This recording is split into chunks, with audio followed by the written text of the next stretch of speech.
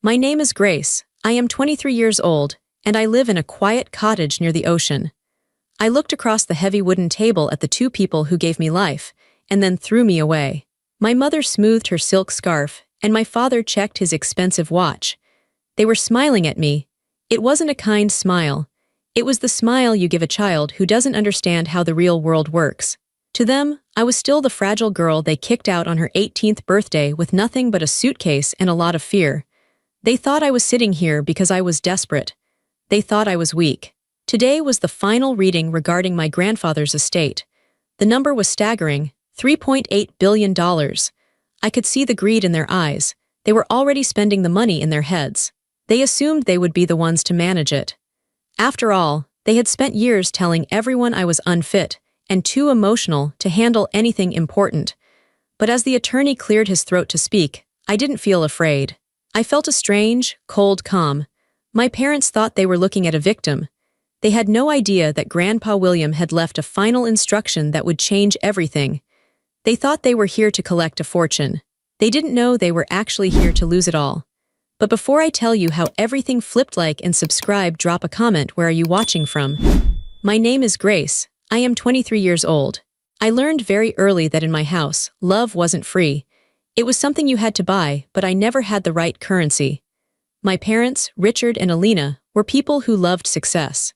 They loved things they could show off to their friends at the country club. They loved things that looked good on a holiday card. My brother, Daniel, was one of those things. I was not. The difference between us was clear before we were even teenagers. Daniel was loud. He was confident. If he walked into a room, he demanded attention, and my parents gave it to him gladly. If he drew a picture, my mother would frame it and put it in the hallway. She would tell everyone, "Look at the bold lines. He has such a vision." If I drew a picture, she would glance at it while checking her emails on her phone. "That's nice, Grace," she would say, her voice flat. "But maybe you should spend more time on your math homework. Art doesn't pay the bills." It wasn't just about art or math. It was about who we were. I remember one specific Tuesday when I was 12. It was raining hard. I had come home from school with a fever. I felt terrible. My head was pounding and I was shivering. I walked into the kitchen, looking for my mother. She was on the phone, laughing. Daniel was sitting at the counter, eating a sandwich. He had just failed a history test. I saw the paper on the counter with a big red F on it. "It's the teacher's fault," Daniel was saying, his mouth full. "He asks questions about things we didn't even read." My mother hung up the phone and looked at him with sympathy. "I know, honey. Mr. Henderson is too rigid. I'll send an email to the principal tomorrow.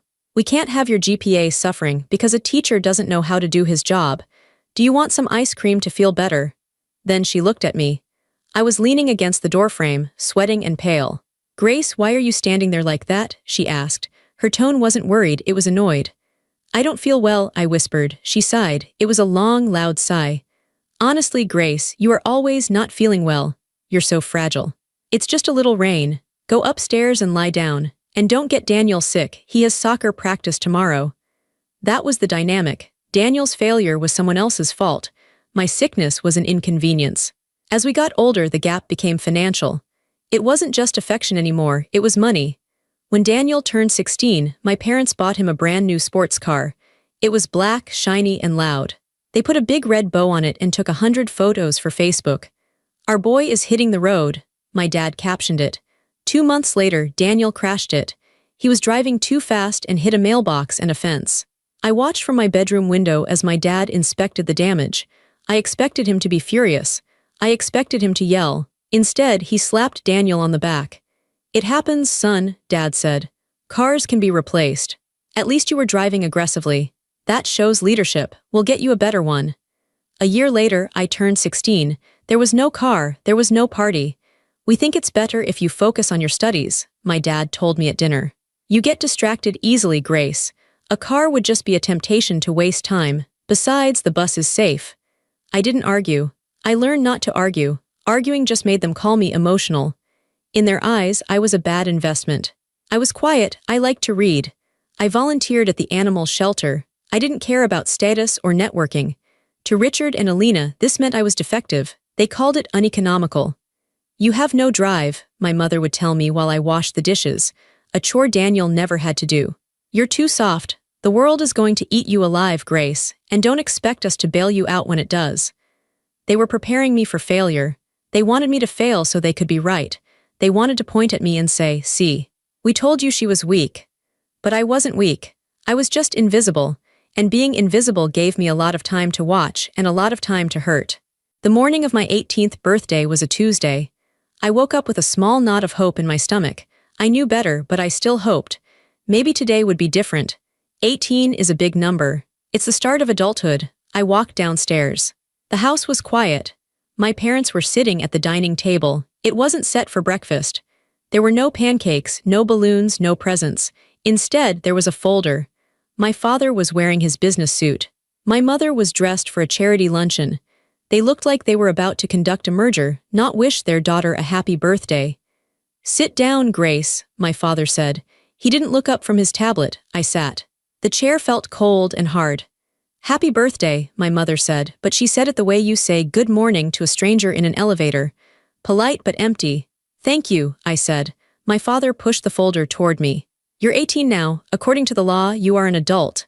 "Yes," I said. "We have raised you," he continued. "We have provided food, shelter, and clothing. We have done our job. But as we have told you many times, we don't believe in supporting adults who don't show promise." I froze. "What do you mean?" "We mean that as of today, our financial obligation to you ends," my mother said. She took a sip of her coffee. "We're cutting you off, Grace."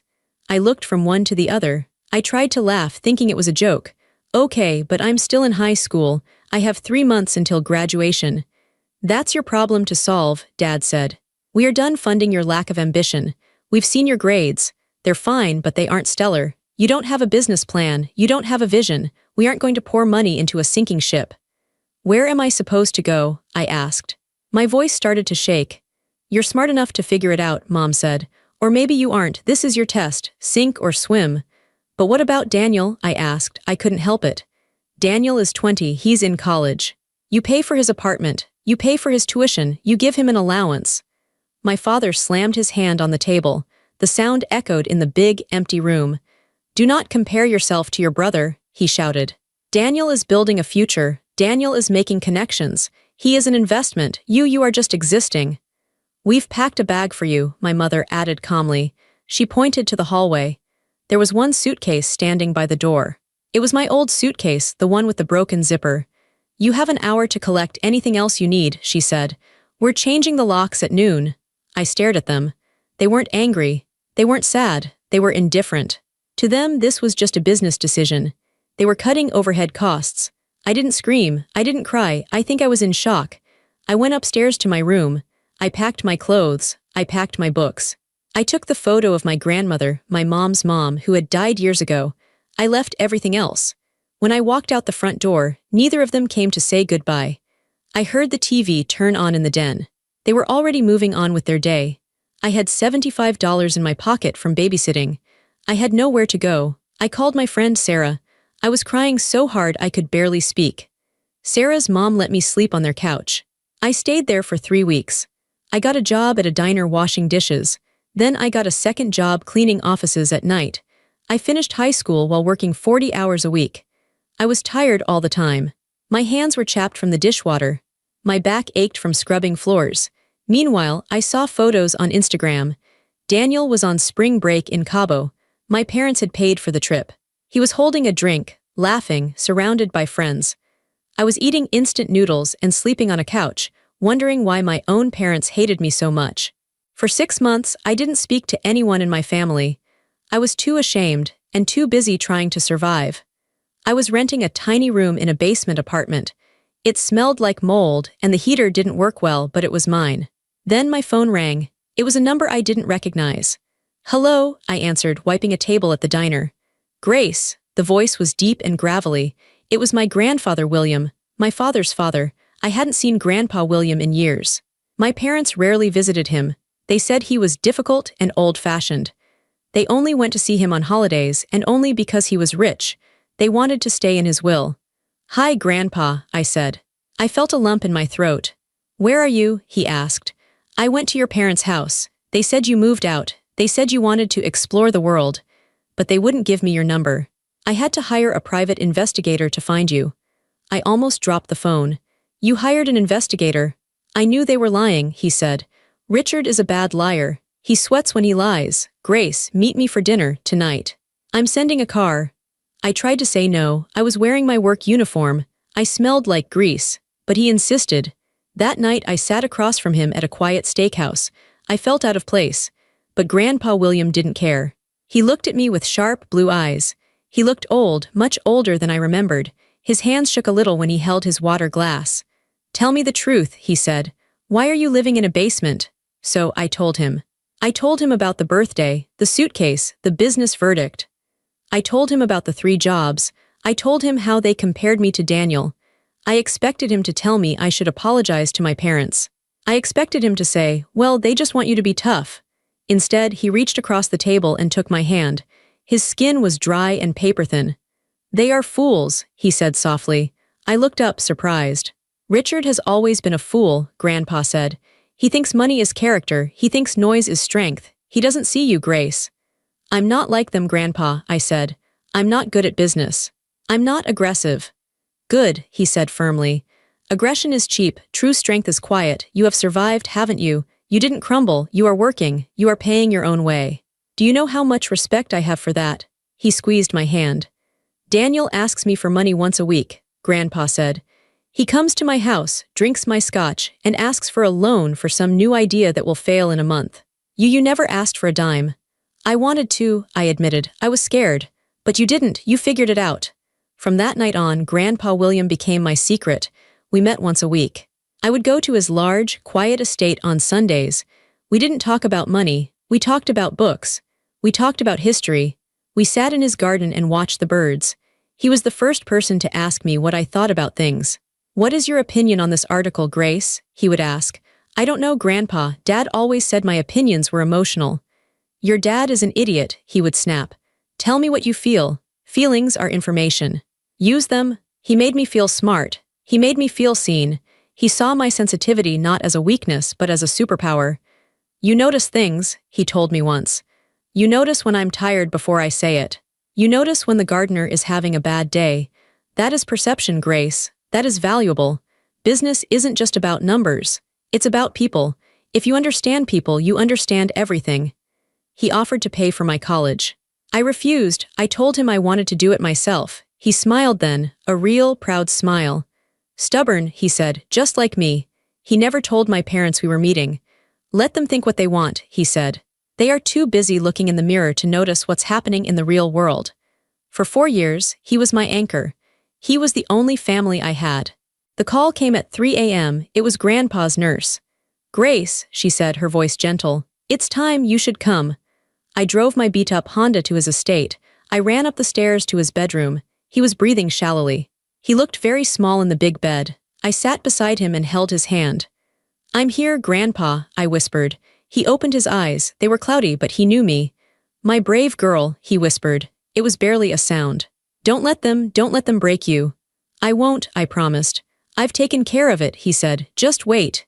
He died an hour later. I was holding his hand when his heart stopped. I cried until I couldn't breathe.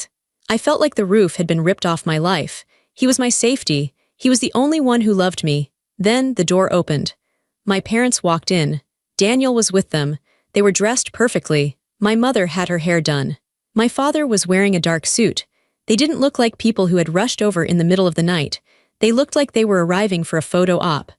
Oh, Grace, my mother said. She walked over and tried to hug me. I stiffened. Her perfume was overwhelming. It smelled expensive and cold. We got the call, my father said. He looked at the body of his father. He didn't shed a tear. He looked relieved. Well, he had a long life. It was his time. Daniel was looking around the room. He was looking at the paintings on the walls. He was looking at the antique clock. He was calculating. Did he say anything? Daniel asked me. Before he passed. He said goodbye, I said coldly. Right, Daniel said. Sad day, very sad. The next few days were a blur of fake emotions. The funeral was a spectacle. My parents rented the biggest cathedral in the city. They invited senators, CEOs, and celebrities. They stood at the front, accepting condolences, dabbing at dry eyes with handkerchiefs. We are devastated, I heard my father tell a business partner. My father was my hero. I will do my best to honor his legacy. I stood in the back. I wore a simple black dress. No one spoke to me. My parents didn't introduce me to anyone. To the guests, I was probably just an assistant or a distant cousin. But then something shifted. After the funeral, my parents came up to me. "Grace, honey," my mother said. She put her hand on my arm. She had never touched me so gently in my life. "You must be tired. Why don't you come stay at the main house tonight? We have plenty of room. We can be a family again."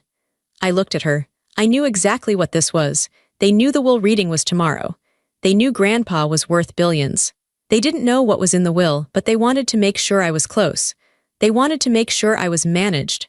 If Grandpa left me anything, even a small amount, they wanted to be the ones to control it. They were grooming me. They thought I was still the desperate 18-year-old they threw out. They thought a little bit of fake kindness would make me fall to my knees in gratitude. "I'm fine at my apartment," I said. "Nonsense," my father said, smiling a smile that didn't reach his eyes. "We insist. Family should be together at a time like this. Besides, we have the reading tomorrow. We can all go together in the limo." "We're going to be so rich," Daniel whispered to me, grinning. "I mean, we're going to have so much responsibility. You'll see, Grace. Mom and Dad will take care of you now. You won't have to work those dirty jobs anymore." He said it like he was doing me a favor. Like he was offering a stray dog a bone. I looked at them, the three of them, a united front of greed. "Okay," I lied. "I'll come for dinner." I wanted to see it. I wanted to see their faces when they thought they had won. And I wanted to be there when they lost. The attorney's office smelled like old paper and expensive leather. It was a large room in a high-rise building downtown, overlooking the city. My parents, Richard and Alina, sat on one side of the massive mahogany table. Daniel sat next to them. They looked like a team, a hungry, united team. I sat on the other side, alone. Mr. Sterling, Grandpa's personal attorney for 40 years, sat at the head of the table. He was a serious man with gray hair and wire-rimmed glasses. He didn't smile when we walked in. He just nodded at me. "Let's begin," Mr. Sterling said. He opened a thick leather binder. My mother adjusted her pearls. She leaned forward. "We know this is a formality, Mr. Sterling. We know Father intended for Richard to manage the assets. We are ready to sign whatever is necessary to expedite the process." Mr. Sterling looked at her over his glasses. "Mrs. Holloway, please let me read the document." My father tapped his fingers on the table. "Get on with it then." Mr. Sterling began to read. He went through the standard legal words, being of sound mind and body, revoking all prior wills. Then he got to the assets. "The total value of the estate," Mr. Sterling said, pausing to look at a paper, "including real estate, stocks, bonds, and liquid cash, is valued at approximately $3.8 billion. The room went silent. My father's eyes widened. Daniel actually licked his lips. My mother let out a small, breathless sound. It was more money than even they had expected. They were already rich, but this was empire money. This was change-the-world money. "To my son, Richard," Mr. Sterling read. My father straightened his tie. He looked at me with a smug grin. It was a look that said, "See, I told you." "I leave my collection of vintage golf clubs," Mr. Sterling finished. My father froze. "Excuse me, to my daughter-in-law Alina," Mr. Sterling continued, ignoring him. "I leave the antique vase in the foyer which she always admired." My mother blinked. "A vase? To my grandson Daniel," Mr. Sterling read. Daniel sat up straight. "I leave nothing." Daniel's mouth fell open. "What? That's a mistake. That has to be a mistake." "And regarding the remainder of the estate," Mr. Sterling said, his voice becoming louder and clearer. "The entire sum of $3.8 billion, along with all properties, holdings, and intellectual rights, I leave to my granddaughter, Grace Holloway." The silence that followed was heavy. It felt like the air had been sucked out of the room. I sat perfectly still. I felt my heart hammering against my ribs, but I kept my face calm. I looked at my hands. Then the explosion happened. "This is a joke," my father said. He stood up, his face turning red. "Grace, you're giving almost $4 billion to her." He pointed at me like I was a piece of trash on the floor. "She's a child," my mother cried out. "She works as a janitor. She doesn't know the first thing about wealth management. She'll lose it in a week." "She's unstable," Daniel shouted. "Grandpa was senile. He didn't know what he was doing." My father took a deep breath and composed himself. He turned to me. He put on his business face. "Grace," he said, his voice sickly sweet. "Grace, listen to me. Obviously, Grandpa wasn't thinking clearly at the end, but this is fine. We can fix this. He walked around the table and stood behind my chair. He put his hands on my shoulders. His grip was tight, too tight. You are clearly overwhelmed, he said. You can't handle this kind of pressure, sweetheart. It's dangerous. People will try to use you, but don't worry.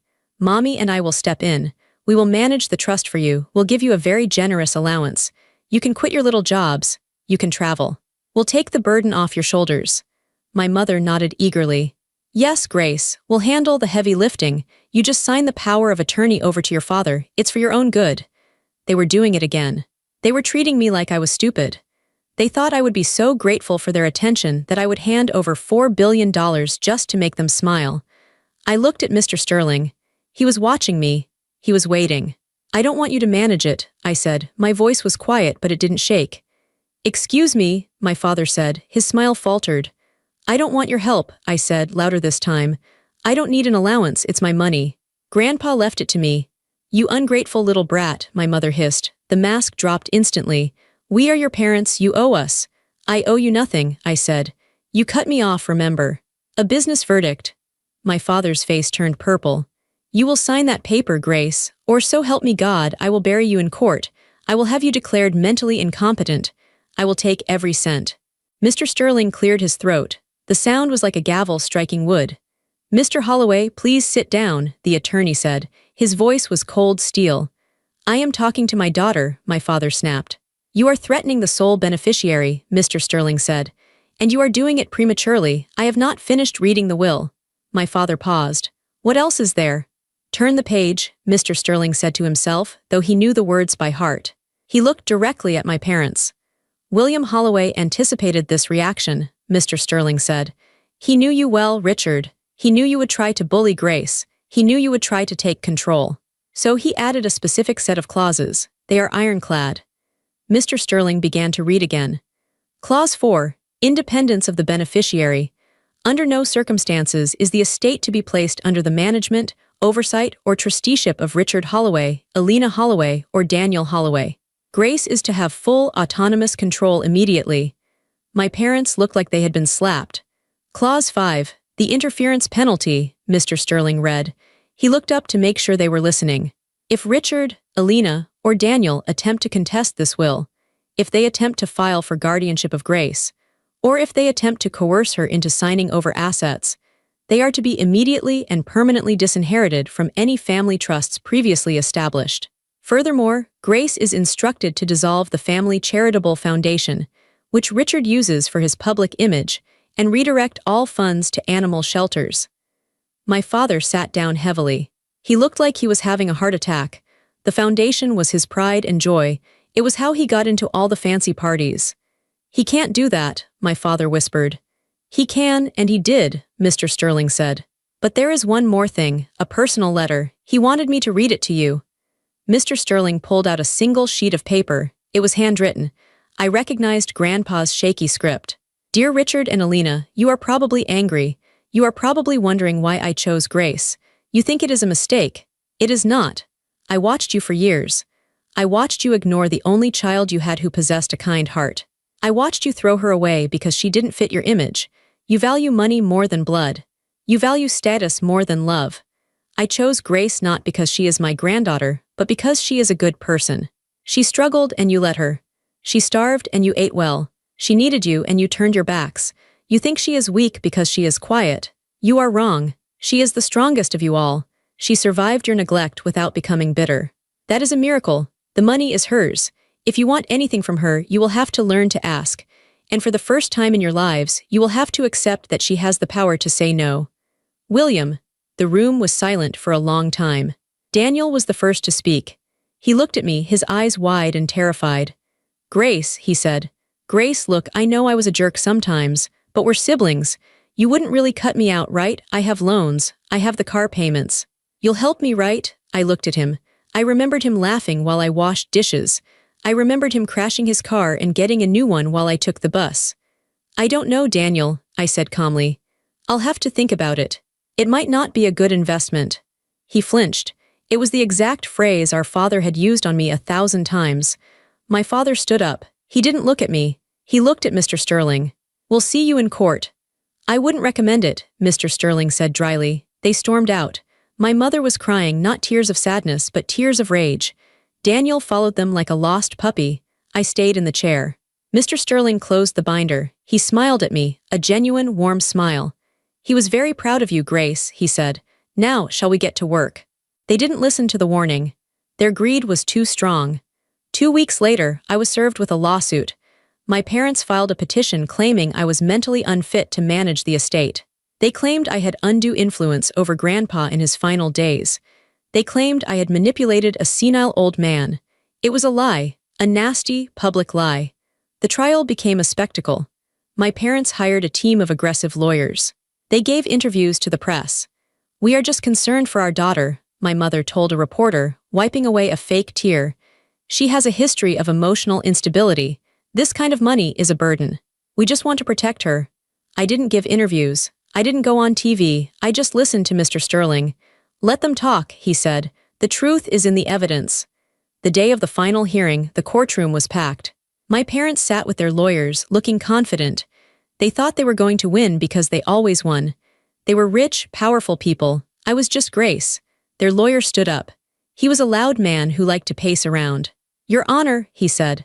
Grace Holloway is a fragile young woman. She has worked menial jobs for years. She has no education in finance. She was estranged from the family. Suddenly, she appears at the grandfather's deathbed and walks away with billions. It is clear manipulation. He called my mother to the stand. She cried. She told the judge I was troubled and confused. Then, it was Mr. Sterling's turn. He didn't pace, he stood still. Your Honor, he said. The petitioners claim they are motivated by love and concern. I would like to submit evidence A. He projected an email onto the screen in the courtroom. It was from my father to his financial advisor, dated 3 years ago. Subject, the girl, body. Don't worry about Grace. We cut her off. She's sinking.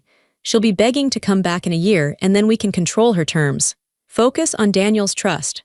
My father's face went pale. The courtroom murmured. And evidence B, Mr. Sterling said. It was a log of visitors to Grandpa's estate.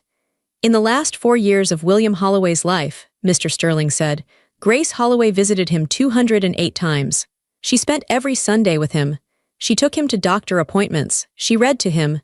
He turned to the jury. Richard and Alina Holloway visited him 12 times, mostly on holidays, and usually for less than an hour. Mr. Sterling looked at my parents. This is not a case of a granddaughter manipulating an old man, he said. This is a case of a granddaughter being the only one who actually loved him. And now the people who ignored him want to steal what he gave her. The judge was a stern woman with sharp eyes. She looked at the evidence. Then she looked at my parents.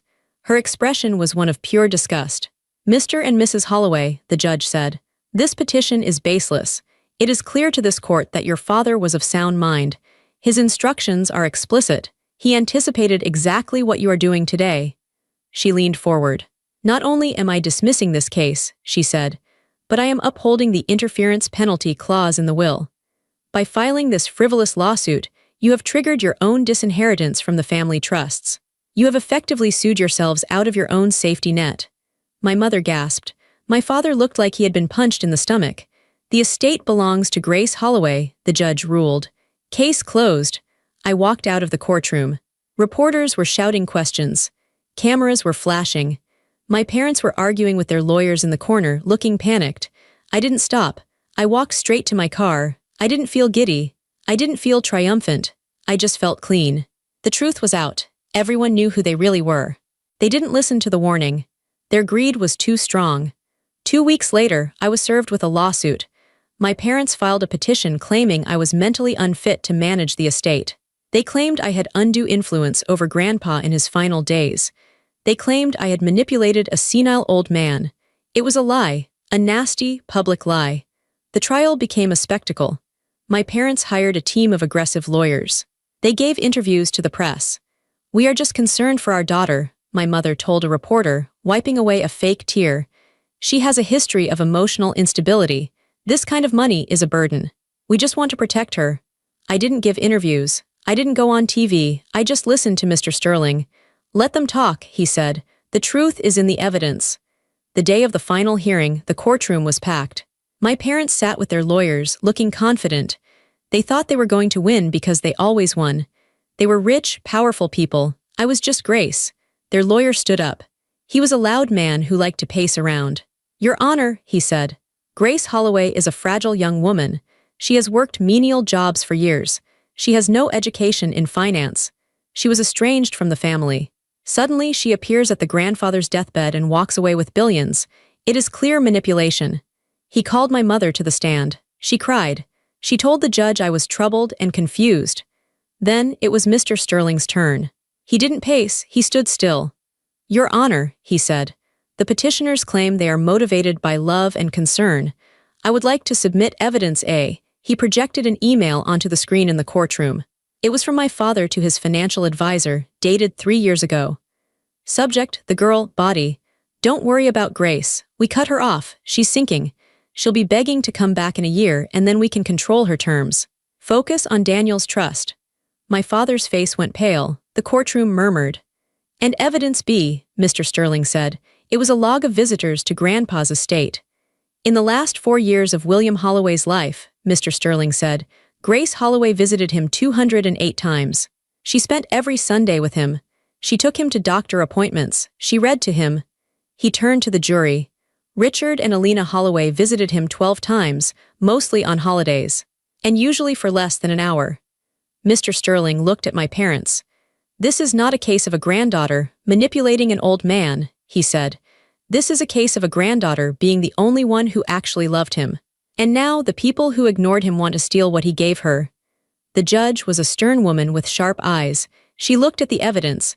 Then she looked at my parents. Her expression was one of pure disgust. "Mr. and Mrs. Holloway," the judge said, "this petition is baseless. It is clear to this court that your father was of sound mind. His instructions are explicit. He anticipated exactly what you are doing today." She leaned forward. "Not only am I dismissing this case," she said, "but I am upholding the interference penalty clause in the will. By filing this frivolous lawsuit, you have triggered your own disinheritance from the family trusts. You have effectively sued yourselves out of your own safety net." My mother gasped. My father looked like he had been punched in the stomach. "The estate belongs to Grace Holloway," the judge ruled. "Case closed." I walked out of the courtroom. Reporters were shouting questions. Cameras were flashing. My parents were arguing with their lawyers in the corner, looking panicked. I didn't stop. I walked straight to my car. I didn't feel giddy. I didn't feel triumphant. I just felt clean. The truth was out. Everyone knew who they really were. 6 months later, I found myself driving through my old neighborhood. I didn't plan to go there. I was just driving, enjoying the feel of my car, a safe, reliable SUV that I had bought with my own money. I turned onto the street where I grew up. The houses were huge and imposing. The lawns were perfectly manicured. It all looked so perfect on the outside. I stopped in front of my parents' house. It looked smaller. When I was a child, that house felt like a fortress. It felt like a prison. I used to look at those windows and feel a pit of dread in my stomach, wondering what I had done wrong, wondering why I wasn't enough. Now it was just a pile of bricks. I saw a car in the driveway, my father's car. It was dusty. He used to keep it spotless. I imagined them inside, probably sitting at that long dining table, probably arguing about money, probably blaming everyone but themselves. They were trapped in that house with their bitterness. I rolled down the window. The air smelled the same, like cut grass and sprinklers, but I felt different. I wasn't the girl with the suitcase anymore. I wasn't the victim. Grandpa William didn't just leave me money. The billions were nice, of course. They bought safety. They bought time. But his real gift was the truth. He gave me permission to see my family clearly. He gave me the evidence that I wasn't crazy, I wasn't weak, and I wasn't unlovable. He validated my reality.